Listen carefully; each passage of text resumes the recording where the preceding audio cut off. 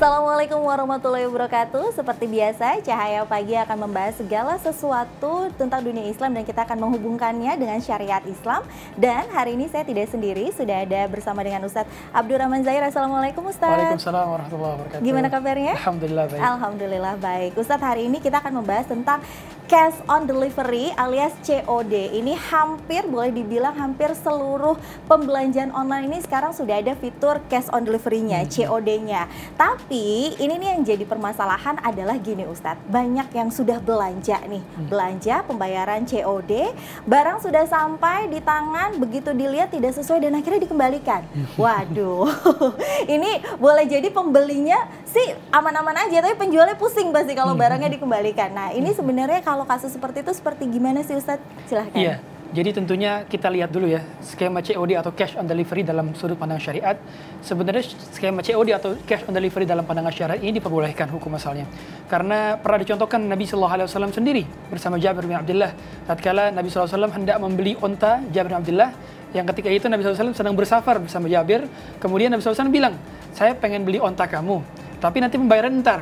Nanti kamu pakai dulu onta ini sampai rumah, begitu kan. Jadi ada telat pembayaran, kemudian telat penyerahan barang, begitu. Jadi sama-sama penundaan barang dan uang. Nah, hukum asalnya demikian. Kemudian ketika Nabi SAW sampai rumah, Jabir memberikan unta tersebut kepada Nabi Muhammad SAW, kemudian Nabi SAW memberikan uangnya. Artinya ada penundaan uang dan barang di situ. Di sini sama seperti skema COD, yang mana ada penundaan uang dan penundaan barang, begitu kan? Jadi pada akad sudah di marketplace tersebut, kemudian barangnya belum dikirim, kemudian uangnya pun terhutang, begitu misalnya. Tapi pada hakikatnya di sini bukanlah jual beli hutang dengan hutang yang diharamkan, bukan. Jadi hukum asalnya hutang dengan hutang diharamkan itu apabila si penjual belum memiliki barang. Adapun kalau marketplace yang mereka melaksanakan COD, ini mereka rata-rata sudah memiliki barang. Sehingga ada peraturan di marketplace itu yang mana COD tidak boleh bagi dropshipper, begitu.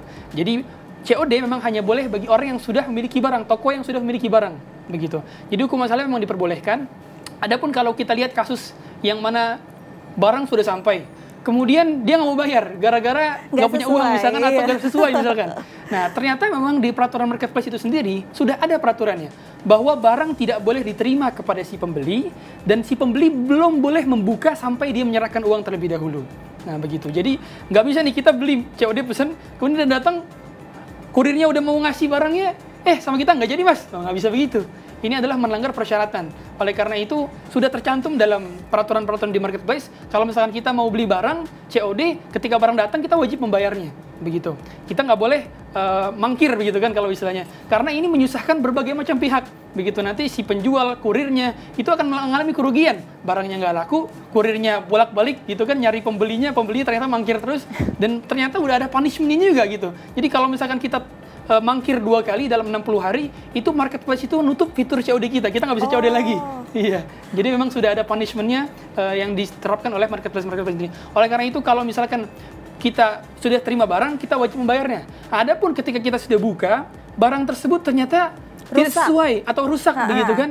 Nah, ternyata marketplace sendiri itu telah menyediakan fitur komplain. Nah, jadi sudah ada fitur komplainnya di sana, sehingga kalau misalkan barangnya tidak sesuai dengan spesifikasi yang diterapkan di halaman fanpage-nya, gitu kan, nah, kita memang boleh melaporkan foto barangnya, kemudian kita jelaskan kerusakannya di mana, dan itu diperbolehkan di dalam syariat. Itu namanya khiyarul aib. Jadi memang setiap pembeli memiliki khiyarul aib apabila barang yang diterima tidak sesuai dengan yang dipesankan. Nah, itu hak dari pembeli. Saya potong sebentar Ustadz, tadi ada bahasa yang mungkin ini agak sedikit awam, saya sendiri juga belum mengerti, mungkin boleh dijelaskan itu apa itu Ustadz? Jadi khiyarul aib itu adalah hak bagi si pembeli apabila barang yang dibeli tersebut ternyata terdapat cacat, terdapat kerusakan, yang mana di awal tidak dijelaskan oleh si penjual. Nah, jadi si penjual ketika menjelaskan itu jelaskan barangnya bagus-bagus aja, ternyata pas diterima oleh si pembeli, ada cacatnya, gitu kan, spesifikasinya berbeda. Maka si pembeli ini memiliki khiyarul aib atau hak untuk mengembalikan barangnya dan hak untuk meminta kembali uangnya. Nah, ternyata ini sudah difasilitasi oleh berbagai marketplace. Ada fitur komplain di sana. Nanti jadi si pihak marketplace itu sendiri menjadi lembaga intermediate, ya. Jadi memaksa bagi si penjual apabila memang terbukti benar terbukti kesalahan barang tersebut cacatnya berasal dari penjual bukan dari si pembeli. Jadi jangan sampai ternyata manipulasi saja si pembeli udah dipakai ternyata rusak sama dia, baru dia mengajukan pengembalian, ini nggak boleh. Nggak boleh, jangan kayak gitu juga. Jangan gitu juga. Oke Ustadz, ini mungkin tadi kan hukum dasarnya adalah diperbolehkan, tapi yang namanya kita kadang-kadang halal sama haramnya itu jadi semakin tipis nih Ustadz kalau di masalah jual beli perdagangan apalagi COD. Mungkin dari sisi bagaimana kalau misalnya kapan itu tiba-tiba menjadi haram, Ustadz? Nah itu seperti apa Ustadz? Silahkan. Iya, tentunya tadi kami jelaskan bahwa hukum COD itu hanya boleh apabila si penjual memang sudah memiliki barang. Ya. Jadi dropshipper itu tidak boleh melakukan COD. Dan itu pun menjadi peraturan di berbagai marketplace di Indonesia. Sehingga kalau kita pengen melakukan akad COD, kita beli dulu barangnya. Nah, kalau kita pengen jadi penjual. Kemudian kalau kita jadi pembeli, nah kita harus paham konsekuensi dari pada COD itu sendiri. Jadi kalau misalkan kita mau beli COD, itu kan biasanya orang pengen COD gara-gara dia nggak punya rekening, nggak punya ATM, jadi punya uang cash doang gitu kan. Atau kalau mau pembayaran melalui di minimarket kejauhan misalnya naik motornya merepotkan. Iya. Jadi tidak bermasalah apabila dia pakai uang cash begitu kan. Dan harus diperhatikan kalau misalkan dia pengen beli memang dengan akad COD, dia harus punya uang dulu, jangan sampai ngutang lagi. Ketika kurir datang mangkir malah. Gitu kan, atau malah tidak membawa bayar. Ini kan merugikan berbagai pihak. Sehingga jangan sampai apalagi ketika barang datang dibuka dulu. Oh, saya nggak mau nih kalau misalkan nggak sesuai, nggak bisa. Harus dibayar dulu, itu peraturannya. Oleh karena itu seorang muslim itu wajib melakukan atau memenuhi persyaratan yang telah dipenuhinya. Karena ketika kita buka aplikasi, kita pakai aplikasi tertentu, marketplace tertentu, itu kita sudah tahu kan, ada term and condition-nya, ada persyaratan yang kita contreng di situ tuh ya. Betul. Nah, sehingga di situ harus kita baca peraturannya sebenarnya. Dan peraturan COD itu tidak diperbolehkan bagi pembeli dia buka barangnya sebelum bayar, nggak boleh. Nah, kita dapati di berita-berita tuh ya, ada pembeli-pembeli dibuka dulu, kemudian dia nggak mau bayar kalau nggak sesuai. Ini tidak diperbolehkan karena ini merugikan berbagai pihak, dan Islam selalu menutup celah-celah di mana timbulnya sengketa, karena itu bisa menimbulkan sengketa baik penjual maupun pembeli ataupun pihak ketiga yaitu kurir. Demikian. Oke, jadi ini bagi para pembeli dan penjual mungkin tetap harus dilihat lagi ya. Kadang-kadang peraturannya tuh tidak dibaca soalnya Ustadz main centang aja. Iya, karena malas membacanya panjang. Tapi ingat, segala sesuatu memang sudah diatur dan kita sudah harus mematuhinya. Nah Ustadz, sekarang ini saya akan membacakan pertanyaan dari penanya kita di media sosial.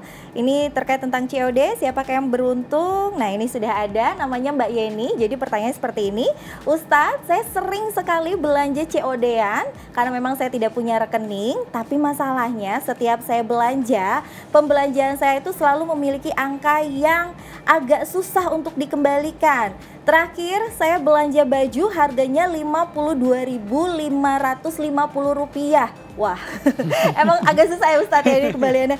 Nah kalau kayak gitu dengan amat saya terpaksa, saya suka memberikan uang 55.000 tanpa ada kembaliannya. Kalau seperti itu bagaimana Ustadz? Ini kayaknya pertanyaan Mbak Yeni ini ditanyai juga sama sejuta umat. Saya juga salah satu yang khawatir di masalah seperti itu. Gimana Ustadz? Langsung dijawab silahkan.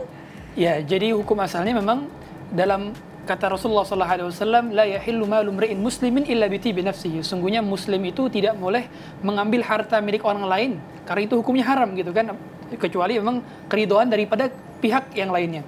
Sehingga kalau misalkan kembalian itu nggak ada kembaliannya, hakikatnya itu harus minta keridhaannya dulu. Nah, jadi kalau bagi si kurir, kemudian kurir ini nggak punya kembalian gara-gara tadi pecahannya terlalu sulit begitu kan untuk dicari kembaliannya, maka hukum asalnya memang tidak diperbolehkan sampai si pembeli ridho. Jadi tanya dulu, Ibu, Bapak ridho ini gak? Kalau kembaliannya memang untuk kami, karena kami nggak punya kembaliannya begitu. Nah kalau memang betul-betul memang tidak ada, dan ternyata pembelinya pun ridho, nah maka ini termasuk terhitung sedekah meskipun dia tidak niat sedekah. Nah begitu. Jadi memang kita harus lihat dulu, ini dia ridho apa enggak. Nah, adapun bagi si kurir, kalau ternyata memang dia dapati, dia nggak tahu nih, kayaknya si pembeli belum tentu ridho nih. Maka ketika diakumulasikan kan banyak nih pembeli juga yang nggak bisa nerima kembaliannya gitu. Betul. Kan diakumulasikan tuh ternyata dapat 10.000. Nah lebih baiknya bagi si kurir tersebut itu mensedekahkan 10.000 tersebut dan diniatkan atas nama si pembeli, sehingga apabila si pembeli tidak ridho maka setidaknya uang tersebut menjadi sedekah atas nama dirinya, dan ini diperbolehkan dalam syariat. Dan juga kita sebagainya berlaku demikian.